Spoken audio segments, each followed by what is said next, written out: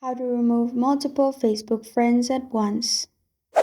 Hi everyone, I'm here to assist you today. Without any delay, let's jump right in. First, open Facebook. Click on three lines at the top right corner of your screen.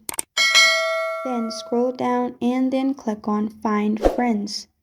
After you click on Find Friends, you'll find this kind of screen pop up. Click on Your Friends at the top and you'll find all your friends pop up.